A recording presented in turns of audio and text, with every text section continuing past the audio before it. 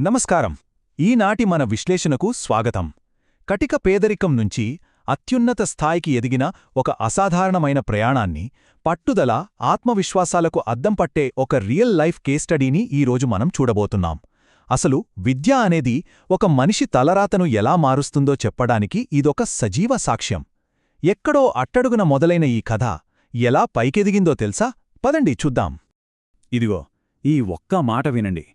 పేదరికంలో పుట్టడం నా తప్పు కాదు, కాని పేదవాడిగానే చనిపోతే మాత్రం అది ఖచ్చితంగా నా తప్పే అవుతుంది. ఎంత పవర్ఫుల్ కోట్ కదా!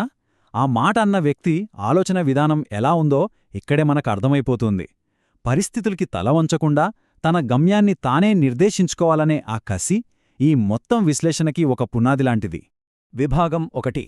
డ్రీమ్స్ ఫ్రమ్ ద డర్ట్, అంటే పేదరికం విసిరే కఠినమైన సవాళ్లు. అసలీ కథ ఒక చెత్తకుప్ప దగ్గర మొదలైంది. ఒక చిన్న పిల్లోడు ఉదయాన్నే లేచి బస్తా వేసుకుని ప్లాస్టిక్ ఏరుకోడానికి వెళ్లేవాడు. ఎందుకో తెలుసా? ఇంట్లో దగ్గుతూ ఉన్న తన తల్లికి మందులు కొనడానికి. ఇక్కడ మనం గమనించాల్సిన ఒక షాకింగ్ కాంట్రాస్ట్ ఉంది. ఒకవైపేమో కనీసం మందులు కొనడానికి కూడా గతిలేక ప్లాస్టిక్ ఏరుకునే దుస్థితి. మరోవైపేమో నేనొక పెద్ద ఆఫీసర్నవుతాను, మా అమ్మకి నేనే ఒక పెద్ద హాస్పిటల్ కట్టిస్తాను అనే ఒక ఐఏఎస్ కల. ఆ చిన్న వయస్సులో అలాంటి పరిస్థితుల్లో అతను నవ్వుతూ చెప్పిన ఆ మాటలు బహుశా అసాధ్యమనిపించవచ్చు. కాని ఆ కలకున్న పవర్ ఎలాంటిదో ముందు ముందు మనకే అర్థమవుతుంది. మనకి తెలిసిందే కదా, సమాజం ఎప్పుడూ అంత ఈజీగా ఎంకరేజ్ చెయ్యదు. చెత్త ఏరుకునేవాడికి ఐఏఎస్ కలలు అవసరమా? వీళ్లు పుట్టిందే కష్టపడటానికి. ఊళ్ళో చాలామంది ఆ అబ్బాయిని చూసి నవ్వుతూ అన్న మాటలివి. ఒక పేదవాడు కలలు కనడం కూడా ఎంతటి విమర్శలకు దారితీస్తుందో ఆలోచించండి. కాని తెలుసా, ఆ కుర్రాడు ఎక్కడా ఆగిపోలేదు. ఆ మాటలు విని కుంగిపోలేదు. తనలో తాను ఒక బలమైన సంకల్పాన్ని పెంచుకున్నాడు. విభాగం 2. బ్యాట్లింగ్ డౌట్ అండ్ డార్క్నెస్, వీధి దీపాల కింద చదువుకునే రోజులవి. తన చుట్టూ ఉన్న ఆ చీకటిని, ఆ అనుమానాలను పారద్రోలడానికి తను ఎంచుకున్న ఒకే ఒక్క మార్గం విద్య. ఇక్కడ్నుంచే అసలైన పోరాటం మొదలైంది. పగలుపూట బతకడం కోసం చెత్త ఏరుకోవడం, రాత్రిపూట వీధి దీపాల కింద కూర్చుని చదువుకోవడం. ఇంట్లో కనీసం కరెంటు కూడా లేదు. ఒకరోజు రాత్రి డ్యూటీలో ఉన్న పోలీసాఫీసరొచ్చి, ఏంటి బాబూ ఇక్కడ కూర్చున్నావు అని అడిగితే, చదువుకుంటున్నాను సార్, ఇంట్లో కరెంట్ లేదు అని ఆ అబ్బాయి చెప్పిన సమాధానానికి ఆ ఆఫీసర్ సైతం సైలెంట్ అయిపోయాడు. పగలు రాత్రి అనే తేడా లేకుండా లైబ్రరీలో తను చేసిన కఠోరశ్రమ నిజంగా ఊహకు కూడా అందదు. ఇక్కడో మాట చెప్పాలి. కడుపులో ఆకలున్నా సరే కళ్లల్లో మాత్రం ఎప్పుడూ కలలే ఉండేవి. శరీరం అలిసిపోయినా, ఆకలితో కడుపు మండుతున్నా ఆ కలలు మాత్రం అతన్ని నిద్రపోనివ్వలేదు. ఏదో ఒకరోజు తనకంటూ ఒక గుర్తింపు రావాలి, తన పేరుని అందరూ ఎంతో గౌరవంగా పలకాలి. ఇదే ఒకే ఒక్క లక్ష్యం ఆ బాలుడిని ముందుకు నడిపించింది. విభాగం 3. ది పెయిన్ ఆఫ్ ఫెయిల్యూర్, ఒక కటిక చీకటి అగాధమని చెప్పొచ్చు. అంతలా రేయింబవళ్లు కష్టపడి ఎగ్జామ్ రాసి తీరా రిజల్ట్స్ చూసుకున్న ఆ క్షణం ఉందే, అది నిజంగా ఒక అగాధంలాంటిది. ఫెయిల్, ఈ ఒక్క పదం చాలు కదా ఆ క్షణంలో ఆ అబ్బాయి మానసిక వేదన ఎలా ఉందో అర్థం చేసుకోవడానికి. ఫెయిల్ అవడం ఒకెత్తైతే, అంత ప్రాణం పెట్టి చదివిన తరువాత ఆ పదం చూసినప్పుడు వచ్చే బాధ, ఆ కన్నీళ్లు అక్షరాల్లో చెప్పలేం. నా కష్టమంతా వృధా అయిపోయిందేమో అన్న తీవ్రమైన నిరాశ ఆ క్షణంలో అతన్ని కమ్మేసింది. అలాంటి డిప్రెషన్లో ఉన్నప్పుడు వాళ్ళమ్మ అన్న ఈ మాటలు వినండి. ఓడిపోయింది నీ పరీక్ష మాత్రమే, నువ్వు కాదురా. అబ్బా, ఈ మాటలు ఒక అద్భుతమైన మంత్రంలా పనిచేశాయి. చచ్చిపోయిందనుకున్న ఆశని మళ్లీ రగిలించే. ఎందుకంటే వైఫల్యం అనేది జస్ట్ ఒక సంఘటన మాత్రమే, అది మన వ్యక్తిత్వాన్ని డిసైడ్ చెయ్యదు అన్న గొప్ప పాఠాన్ని ఈ క్షణం మనకు నేర్పుతోంది. విభాగం 4. ది యూపీఎస్సీ ట్రయంఫ్, అలుపెరగని పోరాటం తరువాత కలల సాకారం.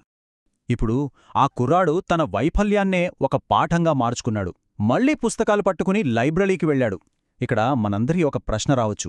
అంతటి ఘోరమైన ఫెయిల్యూర్ తర్వాత ఒక మనిషి మళ్లీ ఎలా బౌన్స్ బ్యాక్ అవ్వగలడు? దానికి ఒకటే ఆన్సర్: బలమైన మానసిక స్థైర్యం. ఒకరోజు నా పేరులో ఈ ప్రపంచం గౌరవంగా పలకాలి అన్న ఆ కసి, ఆ ఫైర్ అతన్ని ఆ అగాధం నుంచి బయటకు లాక్కొచ్చాయి. ఒక్కసారి ఆ జర్నీ మొత్తాన్ని రివైండ్ చేసి చూద్దాం. బతికేందుకు ప్లాస్టిక్ ఏరుకున్న బాల్యం, వీధి దీపాల కింద చదువుకున్న యవ్వనం, ఆ తర్వాత ఎగ్జామ్లో ఫెయిల్యూర్ తెచ్చిన బాధ, కానీ ఫైనల్గా సాధించిన ఆ యూపీఎస్సీ ర్యాంక్. తన చేతులు వణుకుతుండగా ఫోన్లో రిజల్ట్స్ చూసుకుని కళ్లమ్మట నీళ్లు తిరుగుతుంటే నాకు ర్యాంక్ వచ్చింది అని చెప్పిన ఆ క్షణముందే అతని జీవితంలోనే కాదు, ఈ మొత్తం కథలోనే అది అత్యంత ఇమోషనల్ అండ్ ఇన్స్పైరింగ్ మూమెంట్. విభాగం 5 ఎడ్యుకేషన్ యాజ్ ది ఈక్వలైజర్. ఒక అద్భుతమైన తిరుగు ప్రయాణం. చదువు అనేది ఎంత పవర్ఫుల్ వెపన్ అంటే అది ఎలాంటి అసమానతలకైనా చెక్ పెట్టగలదు. వీడు చెత్తేరుకుంటున్నాడు అని నిన్నటిదాకా నవ్విన అదే ఊరికి ఈరోజు అతను ఒక పెద్ద ఆఫీసర్గా కార్లో దిగితే వాళ్లందరూ అలా ఆశ్చర్యంగా చూస్తూ ఉండిపోయారు. ఇది కదా అసలైన సక్సెస్ అంటే. ఆ మార్పును చూడండి. ఒకప్పుడు వీధుల్లో చెత్తేరుకున్న అదే చేతులు ఈరోజు దేశ భవిష్యత్తును మార్చే చట్టాలమీద, కీలకమైన ఫైల్స్ మీద సంతకాలు చేస్తున్నాయి. నిజంగా విద్య ఒక మనిషి జీవితాన్ని ఇంతకంటే గొప్పగా ఎలా మార్చగలదు చెప్పండి. కాని తను కేవలం ఆ విజయంతో సరిపెట్టుకోలేదు. తను పడిన కష్టం ఇంకెవరూ పడకూడదని డిసైడయ్యాడు. ఒక ఫ్రీ స్కూల్ స్టార్ట్ చేసి పేదరికమనేది ఏ ఒక్కరి చదువును ఆపకూడదు, నాలాంటి పిల్లలెవరూ తమ కలలను వదిలేసుకోకూడదు అని నిర్ణయించుకున్నాడు. విద్య ద్వారా తను పొందిన వెలుగును 10 మందికి పంచాలన్న అతని ఆలోచన నిజంగా హ్యాట్స్ ఆఫ్ అసలు. వేల మందికి ఆశ. తన కొడుకు సాధించిన విజయాన్ని చూసి ఆ తల్లి గర్వంగా అన్న మాటలివి. నువ్వు కేవలం నా కొడుకువే మాత్రమే కాదురా, వేల మందికి ఒక ఆశవి అంది. నిజమే కదా. అతని కథ ఈరోజు ఎంతోమంది పేద విద్యార్థులకు, కష్టాలతో పోరాడుతున్న ఎందరో యువతీ యువకులకు ఒక లైవ్ ఎగ్జాంపుల్గా నిలిచింది. ఈరోజు మనం చూసిన ఈ స్టోరీ మొత్తం సారాంశమంతా ఈ ఒక్క మాటలో ఉంది. జీవితం మనల్ని ఎంత కిందకి లాగినా మన కలలు మనల్ని ఎంత ఎత్తుకు తీసుకువెళ్తాయో డిసైడ్ చేసేది మాత్రం కేవలం మన కష్టం మాత్రమే. పట్టుదల, చదువు ఈ రెండూ కలిస్తే చాలు, మనల్ని కిందకు లాగడం ఎవ్వరి తరం కాదని ఈ కథ ప్రూవ్ చేసింది. ఇక ముగింపుగా ఒక పవర్ఫుల్ క్వశ్చన్తో ఈ సెషన్ను క్లోజ్ చేద్దాం. కరెంట్ లేదు, కడుపు నిండా తిండి లేదు, అయినా ఒక చిన్న కుర్రాడు ఎక్కడో మొదలై ఐఏఎస్ అనే తన కలను నిజం చేసుకున్నాడు. మరి ఈరోజు చేతిలో స్మార్ట్ ఫోన్, చదువుకోవడానికి ఇన్ని వసతులు అన్నీ ఉన్నా కూడా మన కలను వెంబడించకుండా మనం చెప్తున్న సాకులేంటి? ఒక్కసారి మీ మనసును అడిగి చూడండి. విన్నందుకు ధన్యవాదాలు.